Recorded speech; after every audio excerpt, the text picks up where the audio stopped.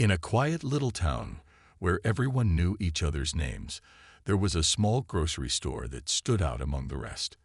The shop wasn't fancy.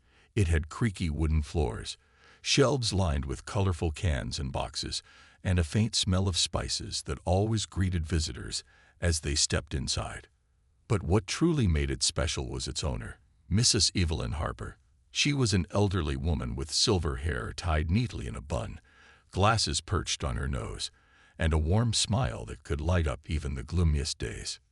Mrs. Harper had run the store for over 30 years, and she prided herself on knowing her customers well. From offering discounts to struggling families to remembering exactly which brand of tea Mr. Thompson liked, she went above and beyond to make people feel cared for. Her kindness didn't go unnoticed. Many called her the heart of the neighborhood. However, despite her warmth, Mrs. Harper also had a sharp eye.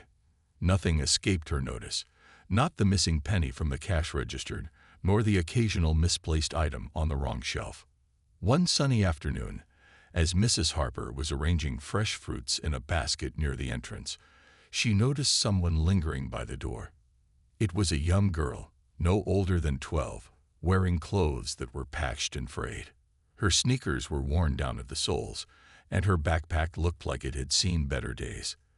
There was something about the way she stood, hesitant, almost invisible, that caught Mrs. Harper's attention. The girl glanced around nervously, her eyes darting from one corner of the store to another.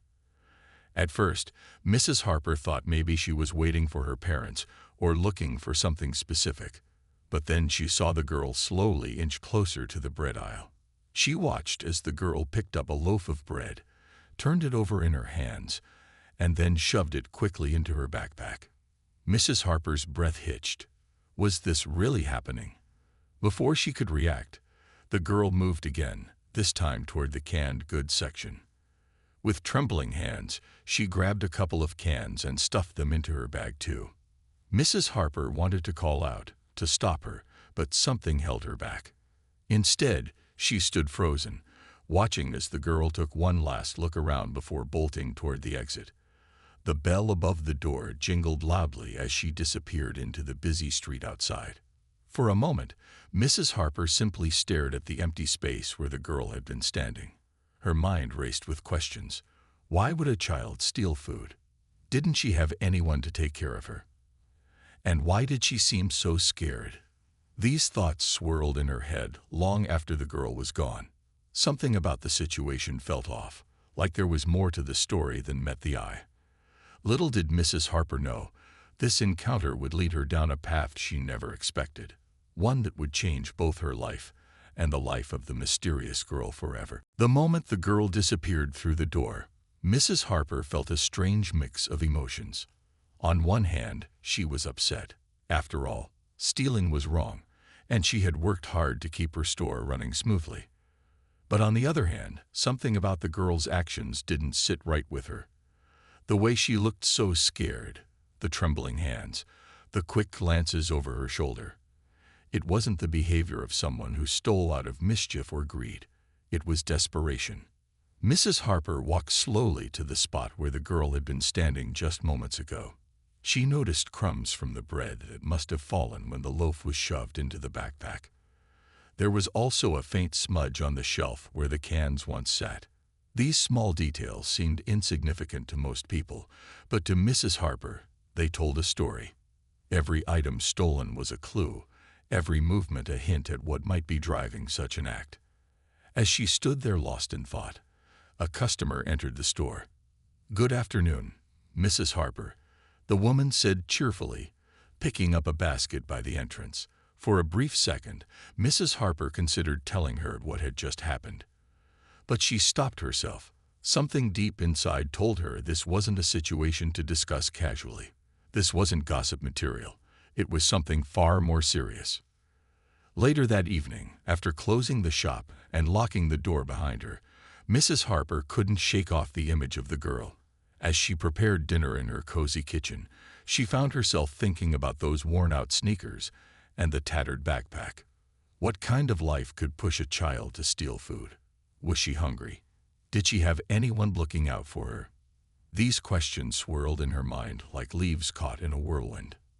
Unable to focus on anything else, Mrs. Harper decided to take action.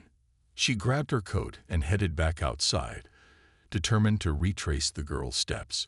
Walking down the street, she scanned the sidewalks, hoping to catch another glimpse of her. The sun was beginning to set, casting long shadows across the pavement. Children played nearby, their laughter echoing through the air, but none of them matched the face she'd seen earlier. After wandering aimlessly for nearly an hour, Mrs. Harper finally gave up and returned home. Sitting alone in her living room, she realized how little she knew about the world beyond her store. Sure, she greeted customers daily and exchanged pleasantries, but how many of them carried unseen burdens? How many stories remained untold because no one bothered to ask? That night, sleep eluded her. Every time she closed her eyes, she saw the girl's frightened expression staring back at her. By morning, Mrs. Harper had made up her mind. She wouldn't let this go unanswered. She needed to find out who the girl was and why she had resorted to stealing. If nothing else, she owed it to herself and to the community she loved to understand the truth. Little did Mrs. Harper know, this decision would lead her to uncover a side of her neighborhood she never imagined existed. It would challenge everything she thought she knew about kindness, resilience, and the hidden struggles people faced every day. And though she couldn't see it yet, this journey would change not only the girl's life, but hers as well. The next morning, Mrs. Harper woke up with a sense of purpose she hadn't felt in years. She brewed herself a cup of strong tea, the steam curling into the air as she sat at her kitchen table, thinking about what to do next. The image of the girl wouldn't leave her mind, those wide, fearful eyes, the way her hands trembled as she stuffed food into her backpack. Something wasn't right, and Mrs. Harper was determined to find out what it was. Her first stop was the local school. If the girl lived nearby, chances were she attended one of the schools in the area. Mrs. Harper had always been friendly with the teachers and staff, often donating supplies or snacks for students who needed them. When she arrived at Maplewood Elementary, she was greeted warmly by Miss Patel, a kind-hearted teacher who taught 5th grade. "Mrs. Harper, what brings you here today?" Miss Patel asked, smiling as she sorted papers on her desk. "I'm trying to track down a young girl," Mrs. Harper explained carefully, not wanting to sound too alarming. "She's probably around 12 years old, maybe a bit younger. Dark skin, curly hair, wears an old backpack that's seen better days." Miss Patel frowned thoughtfully. "That description sounds familiar. Let me think."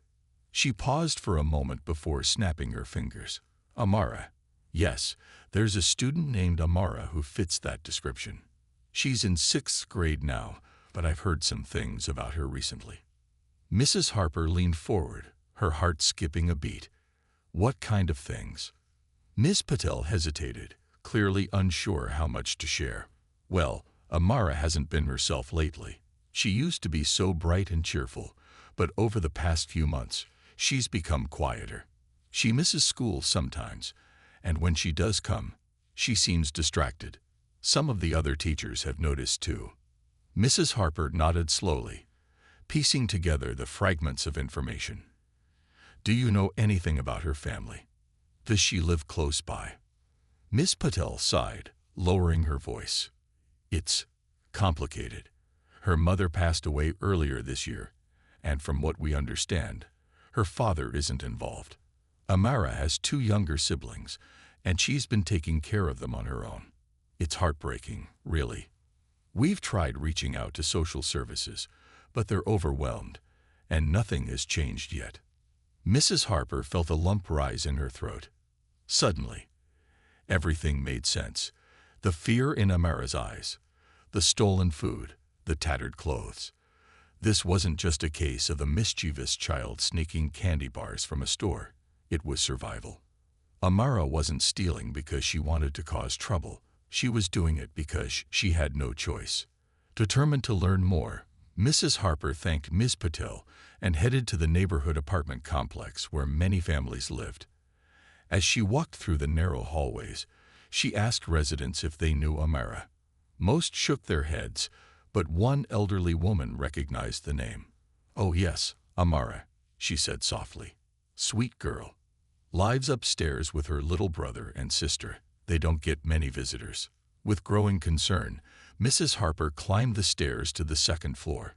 She found the door marked with the number Miss Patel had given her, 2B, standing outside. She took a deep breath, steeling herself for whatever lay ahead. She didn't know what she'd find inside, but she knew one thing for certain. Amara's story deserved to be heard, and someone needed to help. Mrs. Harper stood outside apartment 2B, her heart pounding in her chest. She wasn't sure what she would find behind the door, or how Amara would react when she saw her. Would the girl be angry, scared, defensive? Taking a deep breath to steady herself, Mrs. Harper knocked gently on the door. For a moment, there was silence. Then, soft footsteps approached from the other side. The door creaked open just a crack, and a pair of wary eyes peeked through the gap. It was Amara. Her curly hair framed her face, and her expression shifted instantly from curiosity to fear when she recognized Mrs. Harper. "Hi, Amara," Mrs. Harper said softly, keeping her voice calm and kind. "I'm not here to get you in trouble, I promise." Amara hesitated, gripping the edge of the door tightly. She looked like she wanted to slam it shut and disappear, but something in Mrs. Harper's tone must have reassured her. Slowly, she opened the door wider, allowing Mrs. Harper to step inside. What Mrs. Harper saw next broke her heart. The small apartment was sparsely furnished, with peeling wallpaper and faded curtains that barely kept out the sunlight. A rickety table held a few mismatched plates and cups, and the kitchen counter was nearly empty except for a half-empty box of cereal. In the corner of the living room, two toddlers sat on a worn-out blanket, playing quietly with a couple of old toys. They looked up at Mrs. Harper with wide, curious eyes before returning to their game. Amara crossed her arms protectively over her chest, watching Mrs. Harper closely as if waiting for judgment or punishment. But instead of scolding her, Mrs. Harper let her gaze sweep across the room, taking in every detail. She noticed the thin blankets piled on the couch where the children slept, the lack of proper shoes by the door, and the absence of any fresh food in sight. "You've been taking care of your siblings all by yourself, haven't you?" Mrs. Harper asked gently, turning back to Amara. The question seemed to catch Amara off guard. For a moment, she didn't answer, her lips pressed into a tight line. Then tears welled up in her eyes, and she nodded silently, unable to hold back the flood of emotions anymore. "It's hard," Amara whispered, her voice trembling. Mom used to do everything, but now she's gone, and I don't know what else to do. I try my best, but sometimes we run out of food, and I can't let them go hungry." Mrs. Harper felt tears prickling at the corners of her own eyes. She reached out and placed a gentle hand on Amara's shoulder. "You're doing an incredible job, sweetheart. Most adults wouldn't be able to handle this kind of responsibility, but you shouldn't have to carry this burden alone." Amara sniffled, wiping her face with the back of her hand. "I didn't mean to steal from your store," she admitted, guilt heavy in her voice. I didn't know what else to do." Mrs. Harper shook her head firmly. "I understand, Amara. You were trying to survive, and there's no shame in that. But listen to me, you don't have to steal anymore. I want to help you and your family. Together, we'll figure this out." For the first time since Mrs. Harper arrived, a flicker of hope appeared in Amara's eyes. It was faint, fragile even, but it was there. The weight of responsibility still hung heavily on her young shoulders, but for the first time in months, she didn't feel entirely alone. As Mrs. Harper looked around the apartment again, she realized how much work lay ahead, not just for Amara, but for the entire community. No child should have to grow up this way, carrying burdens far too big for their years. And yet, here was Amara, standing tall despite everything life had thrown at her. Mrs. Harper knew then that she couldn't walk away. This girl needed support, love, and resources, and Mrs. Harper was determined to make sure she got them. The days that followed Mrs. Harper's visit to Amara's apartment were transformative, not just for Amara and her siblings, but for Mrs. Harper herself. True to her word, Mrs. Harper didn't leave Amara's family to fend for themselves. She began by bringing over bags of groceries filled with essentials: bread, milk, canned goods, fresh fruits, and even a few treats for the children. The first time she arrived at their door with the supplies, Amara's eyes widened in disbelief. "Is this all for us?" Amara asked hesitantly, clutching the edge of the grocery bag, as if it might disappear. Mrs. Harper smiled warmly. "Yes, sweetheart. And there will be more where that came from. You won't have to worry about food anymore." Amara's gratitude was overwhelming. For weeks, she had carried the crushing weight of responsibility on her small shoulders, trying to stretch every penny and make impossible choices. Now, for the first time, she felt a glimmer of relief, a chance to breathe. But Mrs. Harper wasn't content to stop at just providing food. She knew that Amara needed more than material help. She needed guidance, stability, and someone who believed in her. Over the next few weeks, Mrs. Harper became a regular presence in Amara's life. She visited often, not just to drop off groceries, but to check in, talk, and offer advice. One afternoon, while the toddlers napped, Mrs. Harper taught Amara how to create a simple budget using scraps of paper and a pencil. When you're managing things for your family, it's important to keep track of what you have, she explained patiently. This way, you'll always know where you stand. Amara listened intently, soaking up every word. Though she was young, she understood the importance of what Mrs. Harper was teaching her. For once, she didn't feel like she was drowning. She felt like she was learning how to swim. But Mrs. Harper didn't shoulder the responsibility alone. Recognizing that one person couldn't fix everything, she reached out to others in the community. She spoke to neighbors, church members, and local organizations, sharing Amara's story without revealing too many personal details and asking for their support. To her delight, people responded generously. A nearby clothing store donated warm winter coats for the children. A teacher volunteered to tutor Amara after school so she could stay caught up with her studies. Even the landlord of the apartment complex agreed to reduce the rent temporarily until the family got back on their feet.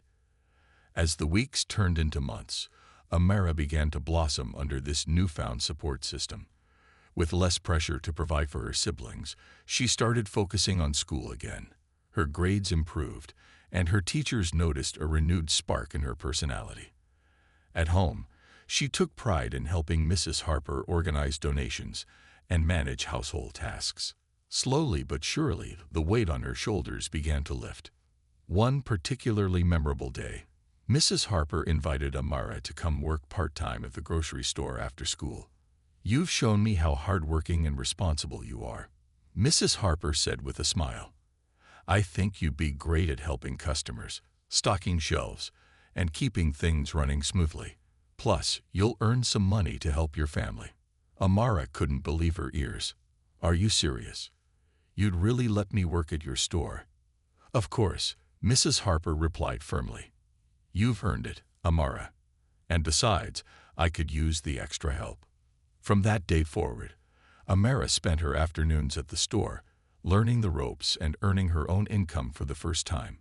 It was hard work, but it gave her a sense of purpose and independence that she had never experienced before. Customers warmed to her quickly, charmed by her polite demeanor and eagerness to help. Even the toddlers loved visiting the store, giggling as they helped rearrange cans on the lower shelves. Through it all, Mrs. Harper watched with quiet pride. What had started as an act of compassion had grown into something far greater, a partnership built on trust, resilience, and mutual respect. Amara wasn't just surviving anymore, she was thriving. And though challenges still lay ahead, both she and Mrs. Harper knew they would face them together. As the months passed, Amara settled into a rhythm that felt almost normal. Her days were busy but fulfilling. School in the mornings, work at Mrs. Harper's store in the afternoons, and caring for her siblings in the evenings. The fear and desperation that once consumed her began to fade, replaced by a quiet confidence she hadn't known before. She was still young, yes, but she carried herself with a maturity beyond her years, earning respect from everyone who crossed her path. Mrs. Harper continued to mentor Amara, teaching her not just about running a store, but also about life. One afternoon, as they sat together behind the counter during a lull in customers, Mrs. Harper pulled out an old notebook filled with handwritten notes. "These are some of the lessons I've learned over the years," she said, flipping through the pages, "about saving money, setting goals, and treating people kindly. Someday, you'll have your own dreams to chase, and these might help." Amara listened intently, her eyes wide with curiosity. For so long, she had only thought about surviving each day. Now, for the first time, she dared to imagine a future where she could thrive. "What do you want to be when you grow up?" Mrs. Harper asked gently. Amara hesitated, chewing on her lip as she thought. Finally, she spoke softly. "I think I want to help kids like me. Kids who don't have anyone to turn to. Maybe I could become a teacher or a social worker." Mrs. Harper's face lit up with pride.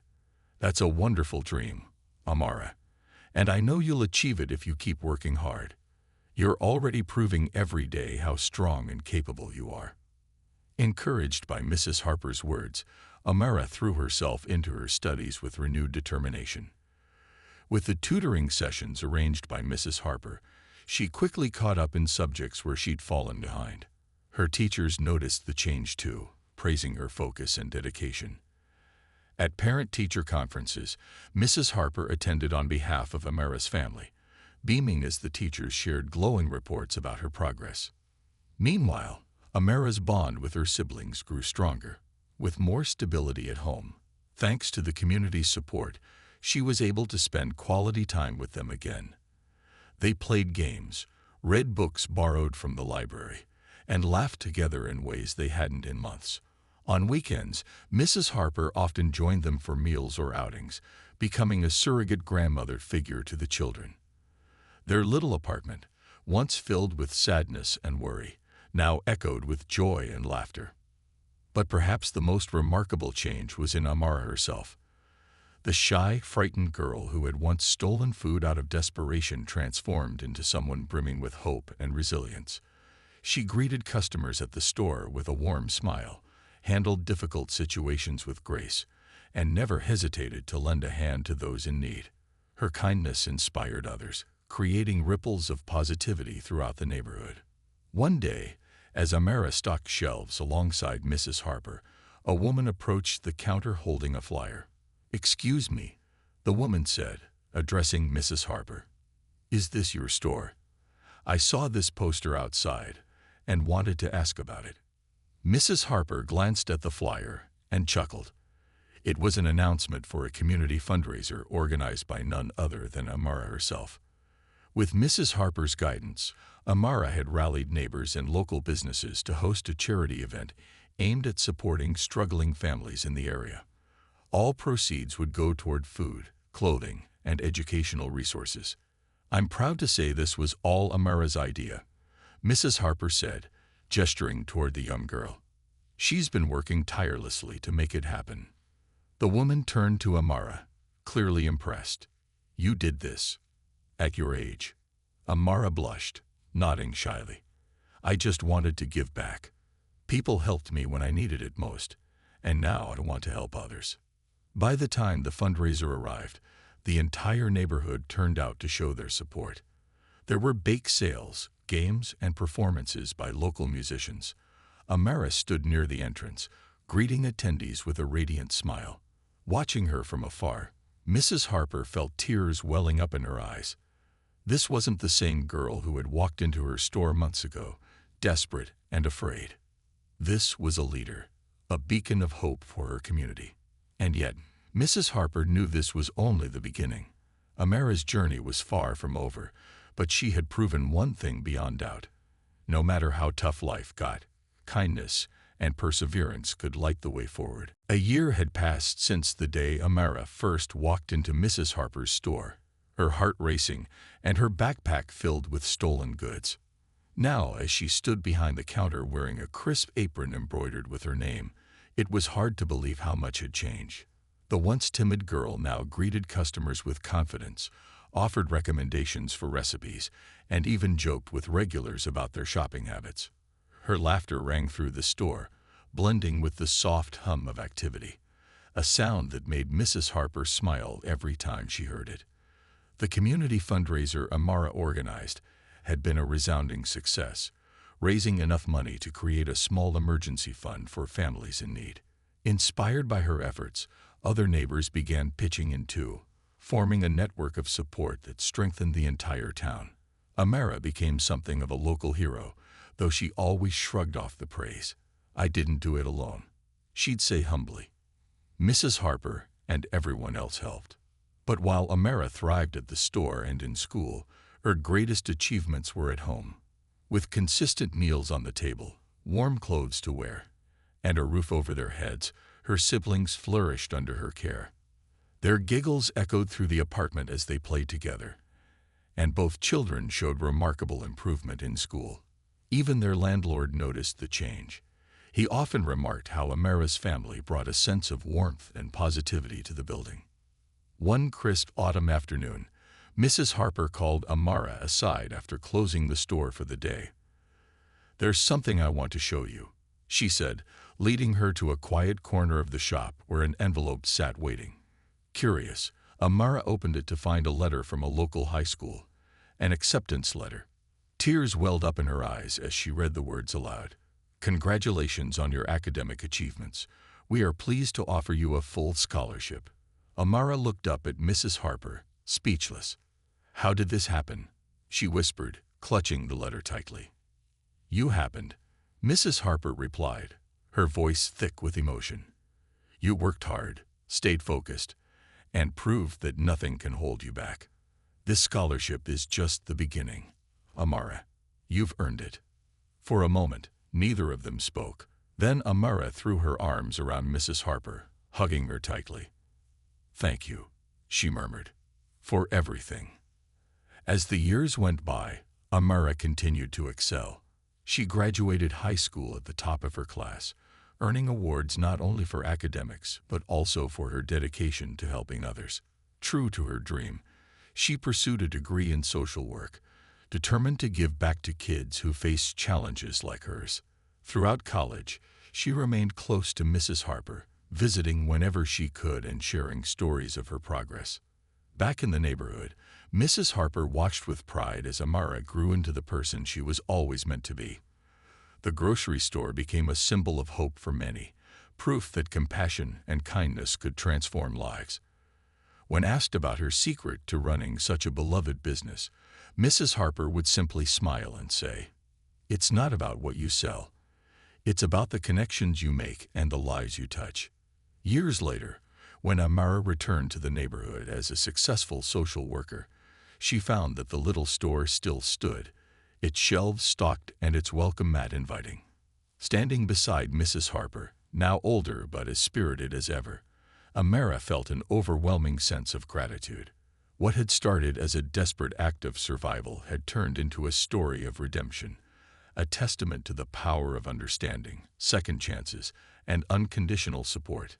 And as they stood there together, surrounded by the familiar sights and sounds of the store, one thing was clear.